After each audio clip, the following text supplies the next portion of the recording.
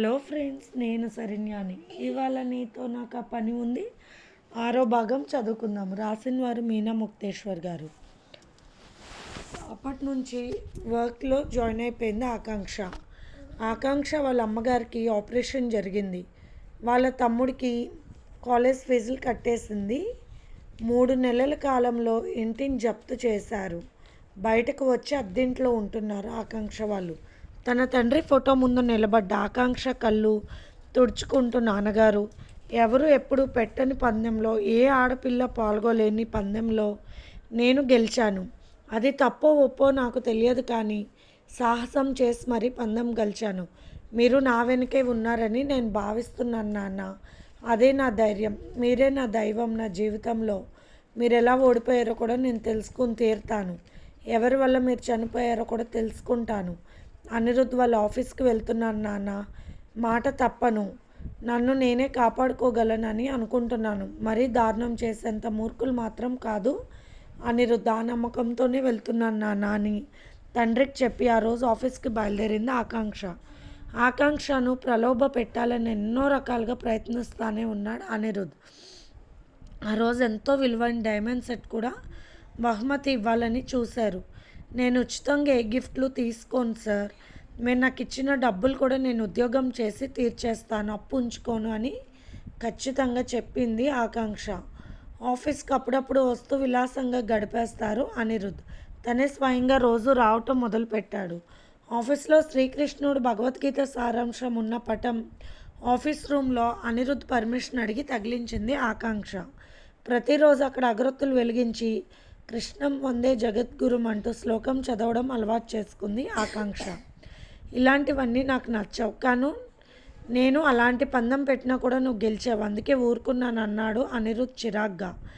నేను పనిచేసే చోట గీతా సారాంశం పెట్టుకోవాలనుకున్నాను.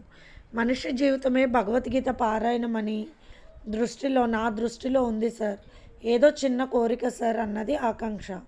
మరుసటి రోజు ఆఫీస్ రూమ్లో కూర్చుని డ్రింక్ చేయబోతున్న అనిరుద్ని వారించింది ఆకాంక్ష. ఇక్కడ భగవద్గీతని పెట్టుకుని ఆ పనులు చేయవద్దు.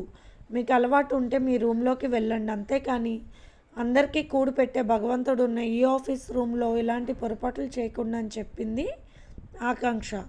గీతా సారాంశాన్ని ఇస్తాన్నావు శ్రీకృష్ణ పరమాత్మకు నమస్కరిస్తూ. అందుకే ఇలాంటి దేవుడి చిత్రపటాలు లోపల పెట్టవద్దన్నానని విసుక్కున్నాడు అనిరుద్. ఓకే సార్, మీ ఇష్టమని బయటకు వెళ్ళిపోయింది ఆకాంక్ష. బాటిల్ తీసి తాగిపోయిన అనిరుద్ ఎదురుగా దేవుడి పటం చూసి ఆ శ్లోకం గుర్తుకు వచ్చేందుకో పని చేయలేక బాటిల్ తీసి పక్కన పెట్టేశాడు అనిరుద్. అనిరుద్కి ఆశ్చర్యం కలిగింది. మొట్టమొదటిసారిగా తను చెయ్యాలనుకున్న పనిని ఒకరి వల్ల చేయకుండా ఆపేశాడు. డ్రింక్ చేయాలని ఎత్తిన సీసాను దించి పక్కన పెట్టేశాడు. ఆకాంక్ష, ఏం చూసుకుని నీకు పొగరు, అందమని గర్వం చూపించవు. ధనం మొత్తం పోగొట్టుకున్న ధైర్యాన్ని పోగొట్టుకోలేదు నువ్వు. నీలో ఉన్న ధైర్యం నిశ్శీలమా? అది పోయినప్పుడు నువ్వు ఎలా స్పందిస్తావో నాకు చూడాలనుంది. నాకు నీ మీద కక్ష లేదు, కానీ నేను నమ్మలేకపోతున్నాను. శీలం కోసం నీ అంత పాకులాడే అమ్మాయిని నేను ఇంతవరకు చూడలేదు. నేను చూసిన ఈ ప్రపంచంలో నీలాంటి అమ్మాయిని చూడలేదు. అవకాశం ఉన్నప్పుడు లేనప్పుడు నువ్వు ఇలాగే ఉన్నావు. ఇన్నాళ్ళు కాపాడుకుంటావు. నీతో నాకు ఆ పని ఉంది అంటూ నన్ను కవ్వించాయి. ఎన్నో అందమైన చూపులు వెక్కిరించేవి, వెంటపడే పొందేలా చేసేవి. కానీ నీ కళ్ళల్లోకి నేను చూడలేకపోతున్నాను. నీ కళ్ళల్లో కోరిక లేదు, ఆకాంక్ష, గర్వం లేదు, పొగరు లేదు. మరి నీలో ఉన్నదేమిటి నాకు తెలియడం లేదు ఆకాంక్ష. నిన్ను తిప్పలు పెట్టక తప్పదు. నిన్ను నువ్వుగా దిగజారి నా దగ్గరికి వచ్చేలాగా చేసుకోవాలి. నా దాన్ని చేసుకోక తప్పదు. నీ శీలాన్ని దోచుకున్నప్పుడు నువ్వెలా నిలబడతావో చూడాలి అనుకున్నాడు అనిరుద్. అనుకోకుండా పదే పదే అనిరుద్ చూపులు ఆకాంక్ష వర్క్ చేస్తున్న క్యాబిన్ వైపే వెళుతున్నాయి. పోత పోసిన అందమైన పాలరాతి విగ్రహంలా మెరిసిపోతూ కనిపిస్తుంది, కానీ కవ్వించడం లేదు ఆమె. అలా అంటే కళ్ళల్లో కోరిక కలిగిన వారిని చూస్తేనే మనకు ఆ భావన ఉంటుందా? కోరిక నిండిన మాటలు మాట్లాడితేనే మనకు ఆ భావన కలుగుతుందా? వారి కళ్ళల్లో అర్థాలు బట్టే మన భావాలు మారుతాయా? మరెందుకు నన్ను అందరూ అందగాడు అంటారు?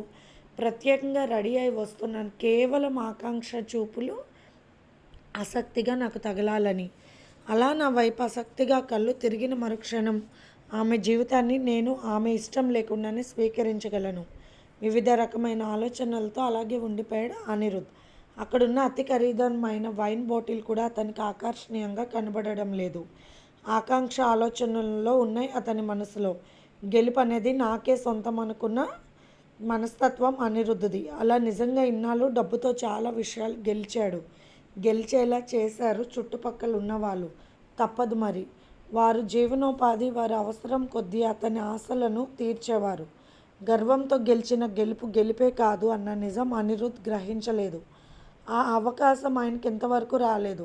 ప్రతిరోజు ఆయన ధరించే వస్త్రాల ఖరీదు లక్షల్లో ఉంటాయి. కేవలం ఆయన ధరించిన రిస్ట్ చైన్ ఉంగరం 4 కోట్ల పైనే ఖరీదు.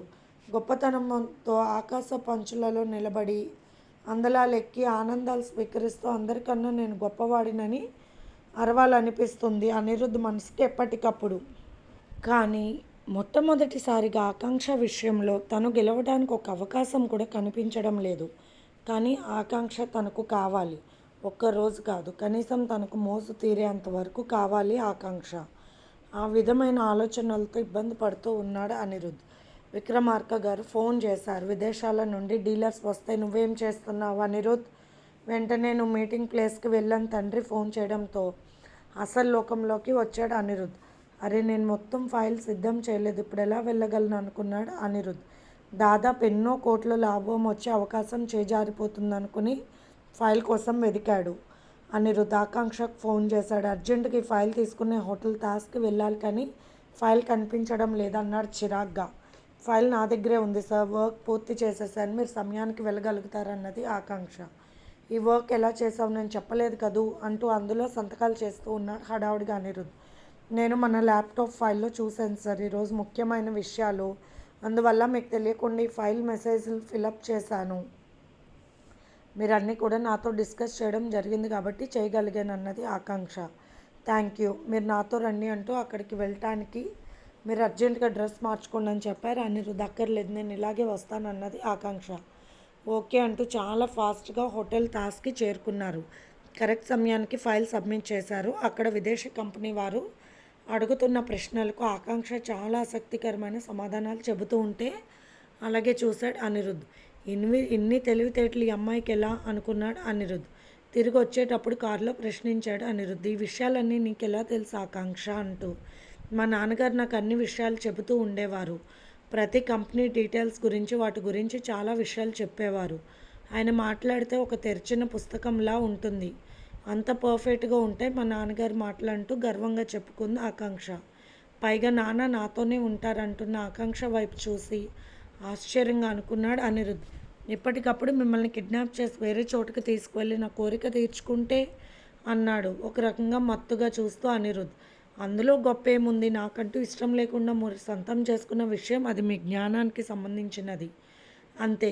నేను ఒక జడత్వం కలిగిన విగ్రహంలో ఉండిపోతానే తప్ప నాలో ఏ స్పందన ఉండదు. అటువంటప్పుడు అది ఆనందం అనుకోవడంలో అప్పుడే మీ విషయం మీకు అర్థమవుతుంది, మీరు గెలిచారా ఓడిపోయారన్న విషయం అంటున్నా. ఆకాంక్ష వైపు చూసి తల మీద చేయి పెట్టుకుని, చాలా చిత్రమైన అమ్మాయివి, నిజం చెప్పనా, నాకు అబద్ధం చెప్పడం మాత్రం రాదు, నిన్ను చూస్తే అందగత్తెవి అనిపిస్తుంది, కానీ తాకాలంటే భయం వేస్తుంది అంటూ నవ్వాడు అనిరుద్. భయం కాదు అది, నీ మీద నాకున్న కాన్ఫిడెన్స్, అది దాటి మీరు నన్ను తాకలేకపోతున్నారన్నది ఆకాంక్ష. మీరెప్పుడు ఈ విషయాలు తప్పితే మీకు ఏ విషయం అంత శ్రద్ధగా అనిపించదా, ఒకసారి ఇక్కడ కారు ఆపుతారా అన్నది ఆకాంక్ష. ఓ ఎస్ అంటూ ఆపాడు అనిరుద్ లోపలికి వెళుతూ. నాతో లోపలికి రాగలరా అన్నది ఆకాంక్ష. ఎందుకు అని అడగకుండా తను చెప్పిన పనులు చేసిందన్న ఒక్క విషయం వల్ల ఆకాంక్ష చెబుతున్న మాటలు వింటున్నాడు అనిరుద్. ఆకాంక్షను అనుసరించాడు అనిరుద్. అది ఒక ఇండియన్ హాస్పిటల్, ఇక్కడ ఎవరున్నారు అన్నాడు అనిరుద్. రండి అంటూ తీసుకువెళ్ళింది. అక్కడికి వెళ్ళి ఒక డాక్టర్ని కలిసింది ఆకాంక్ష. అన్ని రకాల రోగస్తులకు వైద్యం చేసే గవర్నమెంట్కు సంబంధించిన హాస్పిటల్ అది. సగం డబ్బులు డొనేషన్స్ ద్వారా తెచ్చుకుంటే మిగిలిన సగం డబ్బులు గవర్నమెంట్ ద్వారా అందిస్తారు. అలా ఎంతోమందికి ఆపరేషన్లు జరుగుతూ ఉంటే ప్రతిరోజు గోపాలరావు గారు ఉన్నప్పుడు కూతురు ఆకాంక్షతో వచ్చేవారు అక్కడకు. ఒకరిద్దరికి ఆపరేషన్లకు డబ్బులు ఇచ్చి వెళ్తూ ఉండేవారు. ఆ మాటే చెప్పింది ఆకాంక్ష అనిరుద్ధ్కి. అది సరే, ఇప్పుడు నాకు ఈ రోగులను చూసే గోల ఏమిటి అన్నాడు అనిరుద్ చిరాగ్గా. కనీసం ఒకరికైనా సహాయం చేయండి సార్ మీరన్నది ఆకాంక్ష. అదేమిటి ఆజ్ఞాపిస్తున్నావా అన్నాడు కోపంగా అనిరుద్. లేదు, ఈరోజు మనం సమయానికి వెళ్ళకపోతే మనకు ఆ డీల్ ఫిక్స్ అయ్యేది కాదు. అందువల్ల మీకు చాలా లాభం వచ్చింది. అందులో ఏదో 1% మీరు ఇక్కడ సహాయం చేయండి అని అడిగింది ఆకాంక్ష. తప్పదన్నట్లుగా అక్కడున్న పేషెంట్ని చూడ్డానికి వెళ్ళాడు అనిరుద్. వెళ్తుండగా నవ్వుతూ ఒక పాప పరిగెత్తుకుంటూ వచ్చింది ఆకాంక్ష దగ్గరకు. వస్తున్న ఆ పాపను చూస్తుంటే ఎంతో ఆనందం కలిగింది అనిరుద్ధ్కి. ఏమిటి ఇంత అందంగా ఉంది చిన్న పాప, ఇలా నేను ఎప్పుడు దగ్గరకు చూడలేదు చిన్నపిల్లలను. చాలా ముచ్చటగా ఉంది కదూ అన్నాడు అనిరుద్ మొట్టమొదటిసారిగా నవ్వుతూ. ఆ పాపకి ఆపరేషన్ చేయించాల్సి ఉంది అన్నది ఆకాంక్ష. 6 సంవత్సరాలున్న ఆ పాప ఎంతో ఆరోగ్యంగా చక్కగా కనిపిస్తుంది. కానీ ఇటువంటి జబ్బు ఎలా అనుకున్నాడు అనిరుద్. ఆమె డీటెయిల్స్ అన్నీ తెలుసుకుని కన్ఫర్మ్ చేసుకున్నాక సంతకం పెట్టాడు అనిరుద్. 10 లక్షల చెక్ రాసిచ్చాడు. 2-3 వైద్యానికి వస్తాయి సార్ అంటూ అక్కడున్న వారు సంతోషంతో ఆనందపడ్డారు. అర్జెంటుగా చేయవలసిన వారికి ముందు చేస్తూ ఉంటామని చెప్పారు వాళ్ళు. ఇప్పుడు మీరు ముచ్చటగా ఉంది అన్న పాపకు చాలా అర్జెంటుగా ఆపరేషన్ చేయాలి. అందుకు మీలాంటి దాతల సహకారం ఎంతో ఆనందం అంటూ ఆన్సర్ చెబుతున్న మాటలు విని ఆశ్చర్యంగా చూశాడు. పాప తల్లిదండ్రులు వచ్చి అనిరుద్ధ్కి నమస్కరించారు. పాప తల్లి వైపు చూసిన అనిరుద్ ఆశ్చర్యపోయాడు. ఆమె తల వంచుకుంది. పాప తండ్రి మాట్లాడుతూ, అదృష్టవంతులం బాబు, ఈ బిడ్డను కాపాడు ఉంటామో లేదో అని భయపడ్డాం సార్. దేవుడిలా వచ్చి కాపాడారు మీరని ఎంతో సంతోషంగా చెబుతుంటే వారి వైపు చూసి వెళ్ళిపోయాడు అనిరుద్. వెనక్కి తిరిగి చూశాడు ఆ అమ్మాయి వైపు ఒకసారి. కారులో కూర్చున్న అనిరుద్ ముభావంగా ఉన్నాడు. ఏమిటి మీతో డబ్బులు ఇప్పించానని కోపంగా ఉందా అన్నది ఆకాంక్ష. లేదు ఆకాంక్ష, ఇటువంటి విషయాలు ఉంటాయని కూడా నాకు తెలియదు. ఎంతసేపు కోట్లు సంపాదించడం, ఎంజాయ్ చేయడం ఇదే నాకు తెలిసింది మా తల్లిదండ్రుల వల్ల అన్నాడు అనిరుద్. అనిరుద్ చేసిన తప్పు ఒప్పుకుంటాడు. అది అతని గొప్పతనం. నాకెందుకో మీ ముఖంలో తెలియని ఏదో ఒక విషయం కనిపిస్తుందన్నది ఆకాంక్ష. నిజమే ఆకాంక్ష, చేసిన తప్పు చెబితే పోతుందేమో. తప్పుకు బాధపడాలో లేక చేసిన సహాయానికి సంతోషపడాలో తెలియని సందిగ్ధంలో ఉన్నాను నేను మౌనంగా ఉన్నాను అన్నాడు అనిరుద్ గంభీరంగా ఉన్నారు.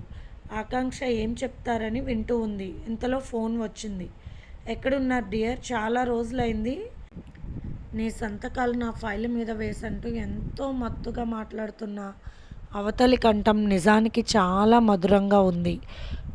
కార్కి కనెక్ట్ అయి ఉండడంతో వింటూ ఉంది ఆకాంక్ష. కావాలని అలాగే మాట్లాడుతున్నాడు అనిరుద్. కార్ అద్దంలో ఆకాంక్ష ముఖాన్ని గమనిస్తూ ఉన్నాడు. ప్రస్తుతానికి చాలా తేలిగ్గా అనిపించింది మైండ్కి. ఎక్కడున్నావు రోసి అన్నాడు అనిరుద్. ఎప్పుడు మనం కలుసుకునే హోటల్ నర్మదాలో ఉన్నాను. లంచ్ ఏర్పాట్లు కూడా ఉన్నాయి. డిన్నర్ కూడా ఇక్కడే అయితే బాగుంటుందంటూ నవ్వేసింది రోసి. ఇప్పుడు ప్రస్తుతానికి నాకు వర్క్ లేదు, వస్తున్నాను అన్నాడు నవ్వుతూ అనిరుద్. మాట్లాడి పెట్టేశాక ఆకాంక్ష వైపు చూశాడు అనిరుద్. నేను మాట్లాడిన మాటలు మీకు ఇబ్బందిగా అనిపించాయా అన్నాడు ఒక రకంగా నవ్వుతూ కవ్వింపుగా. అలా ఎందుకు అనుకున్నారు మీరు? నేను మీ దగ్గర ఒక ఉద్యోగిని మాత్రమే. మీరు ఫైల్లో వర్క్ చేయలేదని స్వతంత్రంగా తీసుకుని చేయాల్సిన బాధ్యత నాకు ఉంది. అంతేకాని మీ సొంత విషయాల్లో జోక్యం చేసుకునే అధికారం నాకు లేదు అంటున్న ఆకాంక్ష వైపు అలాగే చూస్తున్నాడు అనిరుద్. ప్రస్తుతం ఆకాంక్ష ఉన్న పరిస్థితిలో తనలాంటి అందమైన మగవాడిని కోట్ల విలువ చేసే కారులో లగ్జరీగా జర్నీ చేస్తూ కనీసం ఏ మాత్రం కూడా ఆసక్తి లేని విషయంగా తీసి పారేసిన ఆకాంక్ష వైపు నిజంగానే ఆశ్చర్యంగా చూశాడు అనిరుద్. అప్పుడు ఆకాంక్ష ముఖం ఇంకా అందంగా కనిపించింది అనిరుద్ధ్కి. కలువబామలాగా అందమైన శరీర రంగుతో, శిల్పాన్ని సైతం ఆశ్చర్యపరిచే చక్కటి శరీర సౌష్టంతో, బ్రహ్మకే రిమ్ము తెగలు పుట్టేలాంటి అందమైన మొమ్ముతో, ముఖ్యంగా కవ్వించే ఆ చిగురాకు వంటి ఎర్రటి లేలేత పెదవులని అలా చూస్తున్న అనిరుద్ వైపు చూసి, దారి చూడండి అన్నది ఆకాంక్ష వేరే వైపు తిరిగి. మాకు సిగ్నల్స్ ఇస్తుంది కార్, నేను చూడాల్సిన అవసరం లేదు, అదే పక్కకు తప్పుకుంటుంది అంటూ నవ్వాడు అనిరుద్. ఒక ప్రాణం లేని మిషన్ని ఎప్పుడూ నమ్మకూడదు, ఒక్కోసారి మోసం చేస్తుంది, జాగ్రత్తగా ఉండడం మన నైజం అన్నది ఆకాంక్ష. అది నిజమేనేమో. అలాగే తన ఫ్రెండ్ విర్రవీగుతూ హెలికాప్టర్లో తన గర్ల్ ఫ్రెండ్కి ఫ్లవర్ బొకేస్ వల్ల డాబా మీదకు విసిరేస్తూ పైనుండి పడిపోయి ఎందుకు పనికి రాకుండా అయిపోయాడు.